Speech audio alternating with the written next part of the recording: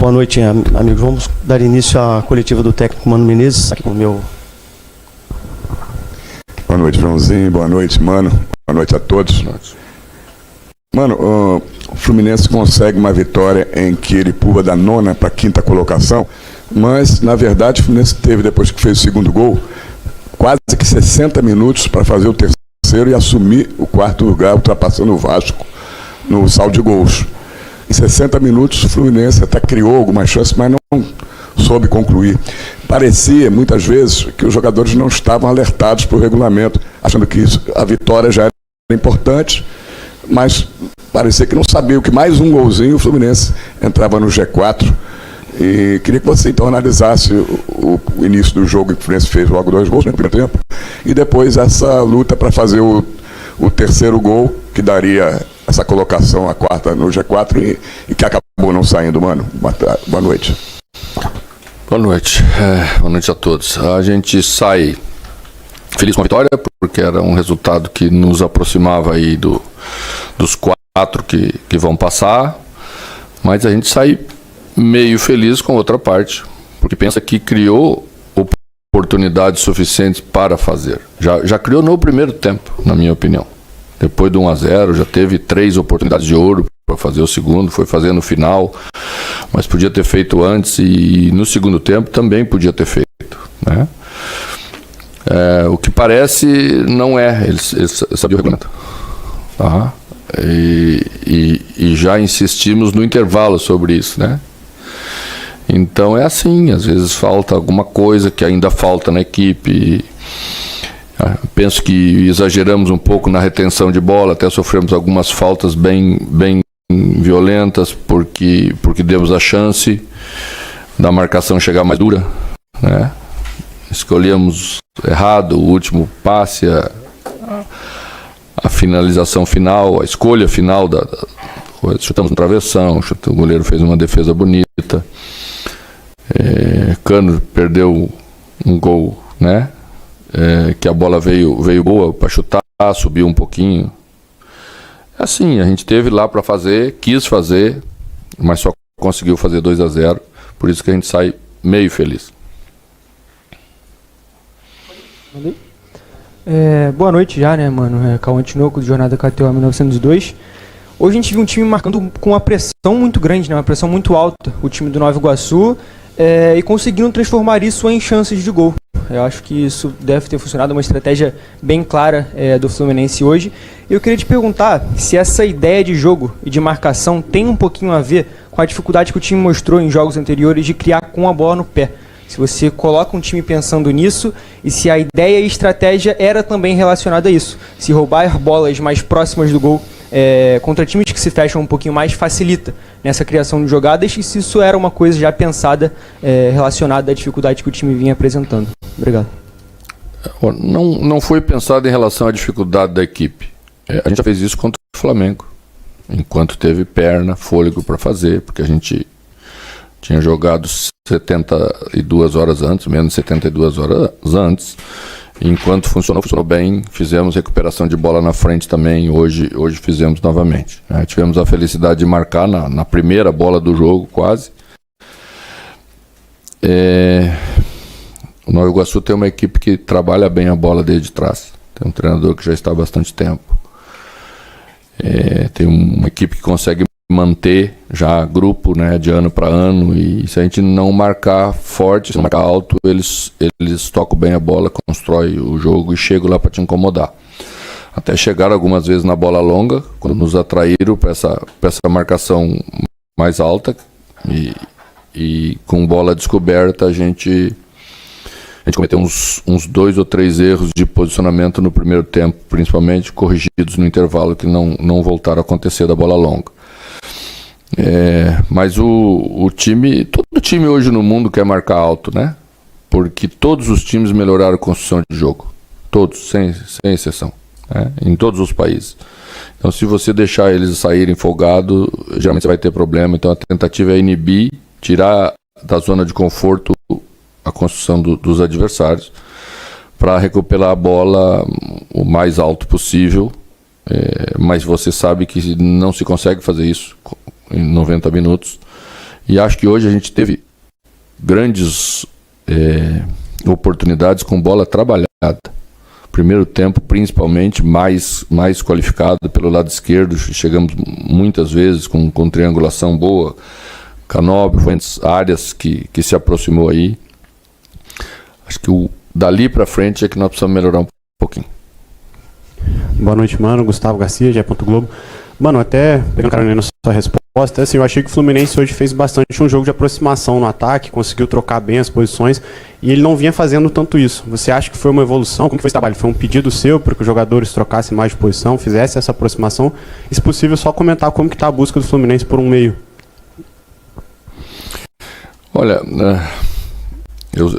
a gente mudou bastante da equipe que terminou o ano passado, né? Quando nós chegamos aqui, estávamos fazendo uma conta rápida esses dias, o Fluminense perdeu 50 milhões de euros. Mais ou menos. Então saíram jogadores importantes. Saiu o André, depois saiu o Alexander, depois saiu, né? E semana passada terminamos o jogo contra o Flamengo com uma defesa totalmente diferente que a defesa que terminou ano passado.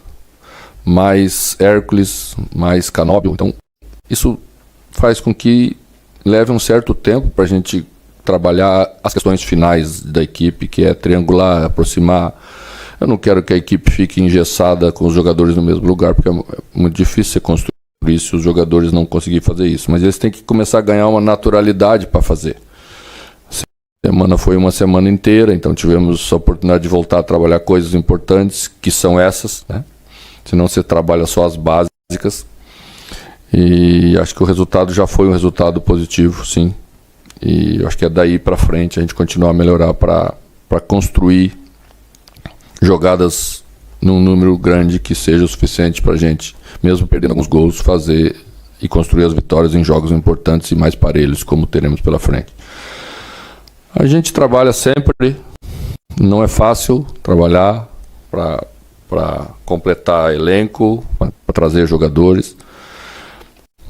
O Fluminense tem um nível alto, e o nível alto que o Fluminense tem custa caríssimo no mercado. Vocês estão acompanhando hoje os números onde foram parar. Então a gente tem que ter critério, tem que tentar achar o jogador por característica, que é mais importante às vezes do que o nível do momento, né? Porque é o que se olha, né? Você compara, quer ver o momento e acha, esse está bom. Então, mas muitos jogadores chegaram no Fluminense e chegaram numa condição de serem construídos, de serem não tão conhecidos, e hoje são grandes jogadores que estão aí. Então o caminho que a gente está escolhendo é por característica, para que eles possam somar com os jogadores que estejam aí. Boa noite, mano. Leandro Quintela, Resenha Tricolor 1902. Mano, embora o Arias tenha atuado bem pelo meio, né, é notório que pelos lados, sobretudo direito, ele vai melhor. Ao mesmo passo, Canóbio e Riquelme não trocaram muito de lado. Assim. No fim do jogo, no fim do primeiro tempo até trocaram um pouquinho, mas não foi a constante. Talvez pelas características do Riquelme. Dito isso, você vê a possibilidade do Riquelme trocar com o Arias durante o jogo, atuando mais pela meia central, como já inclusive aconteceu na base? Pode. Essa troca é mais coerente do que trocar com o Canóbio de lado. Porque ao estar pelo lado esquerdo e ser da perna certa, você tem que ter força para ir ao fundo, né? E ele não tem essa valência ainda. É um jogador que está vindo aí, tem idade de sub-17. Então eles todos estão passando por um processo, vai demorar um pouco para ter essa força. Hoje ele recebeu uma bola muito boa quando estava pelo lado esquerdo e evidentemente não teve coragem de enfrentar e ir ao fundo. Por quê? Porque sabe que ainda falta, na comparação com um jogador mais maduro, mais forte, essa valência para ele. Então por isso que joga do lado de lá, porque tem o campo e a habilidade faz o que a força não faz. Mas por dentro ele tem essa valência para estar aí. A gente ainda está avançando em algumas coisas importantes em termos de entendimento, de posicionamento. Acho que é possível sim jogar por dentro e áreas por fora. Boa noite, mano, tudo bem? Parabéns pela vitória. Marcos Eduardo, do canal Gato Mestre. Eu gostaria que você falasse desse forte calor e assim extrair isso do time, com esse forte calor, que você fez a substituição do Hércules, né, e do Riquelme, pelo Lima e pelo Bernal, se foi por cansaço mesmo ou se foi alguma coisa tática. Obrigado. Olha, é terrível jogar com esse calor. Infelizmente, todos os estados quase estão passando por isso, né? A gente, num jogo de 4 horas, a primeira parte do jogo, a gente teve que saber levar bem. Trabalhamos isso com os jogadores em termos de conscientização, para quando ir fazer um ataque forte, mas sabendo que não ia toda hora, que tinha que dosar isso um pouco. Acho que a equipe foi bem, porque trabalhou mais curta a bola, não trabalhou passes tão longos, e isso a manteve mais inteira. Hércules já estava um pouco desgastado e fez sinal para a gente, então saiu um pouquinho do intervalo com essa condição. Riquelme vomitou aí na beirada do campo quando estava voltando, e eu até fiquei na dúvida de levá-lo ou não, né? E ele quis. É sempre muito difícil você tirar um jogador que diz que está bem. Eu estava quase propenso a não colocar de volta para protegê-lo.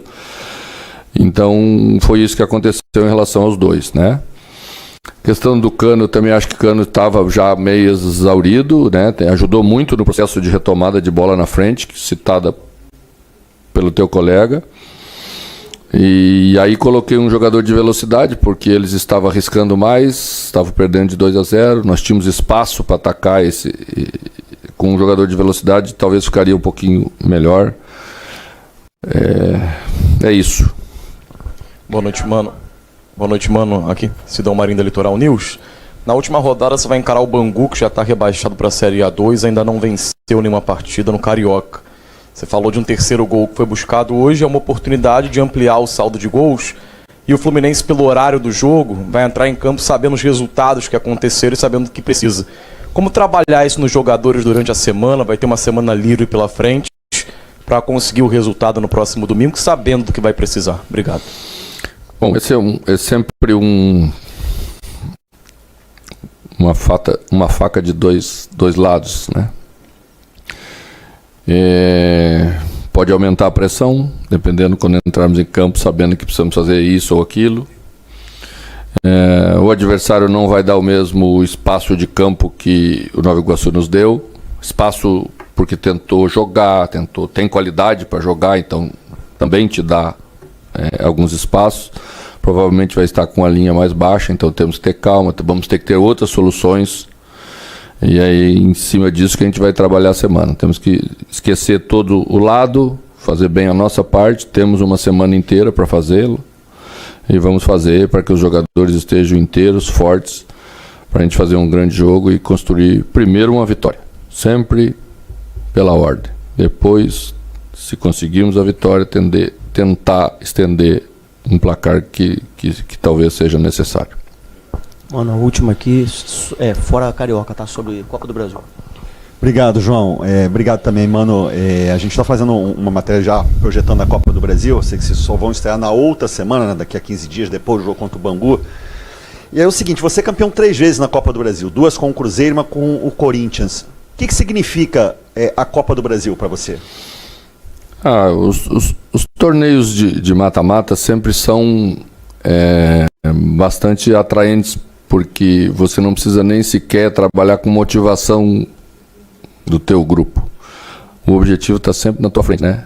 A centímetros do nariz. Então, tá ali, ou você fica ou você vai, né? E sempre foi muito difícil. Eu acho um torneio super gostoso de jogar, né? Mas também muito perigoso. Você tem que respeitar todo mundo, não subestimar ninguém. Primeiro que eu joguei, acho que foi com o 15 de novembro de Campo Bom. Faz tempo. Faz tempo, 2004. Fomos terceiro colocado na Copa do Brasil, que foi um feito extraordinário, né? Eliminamos equipes grandes, como o Vasco, por exemplo, aqui em São Januário, 3-0. A equipe era boa, e dessa guardo uma frase maravilhosa que eu ouvi em Campos dos Goitacazes. Ganhamos do americano em Campos. Sabe que isso é um fato raríssimo, principalmente na época, né? E o nosso time jogava todo de amarelo. E lá em Campos, o banco ficava no fundo do gramado, né? O banco de reservas. Aí tá passando um torcedor empurrando uma bicicleta assim bem juntinho à cerca e falou assim: não acredito, o americano perdeu pro time do Correio. Guardei, achei maravilhosa a frase. E é isso, né? Já jogamos em lugares que a bola não rolava bem, mas você tem que ganhar igual e tem que passar igual, né?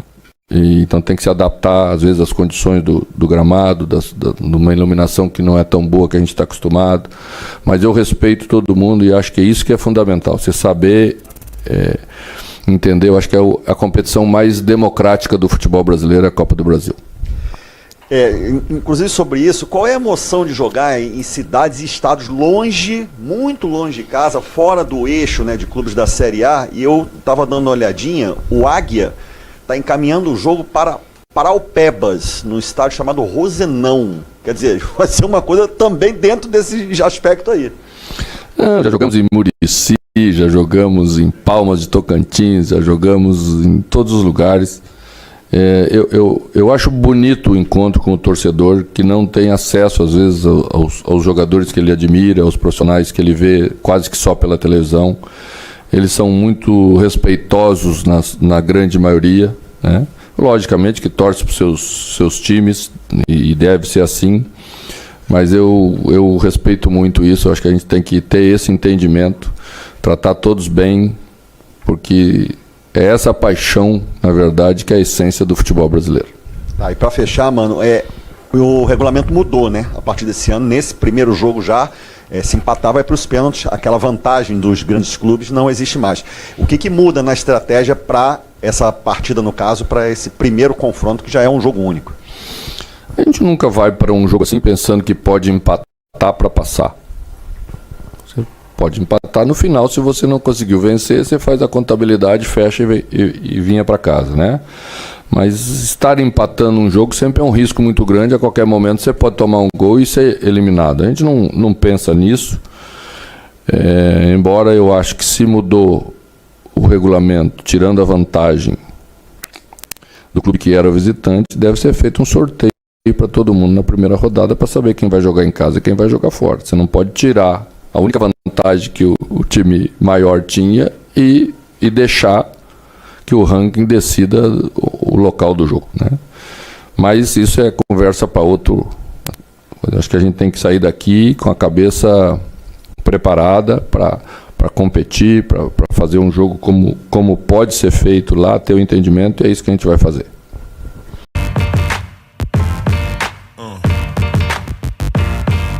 Yeah.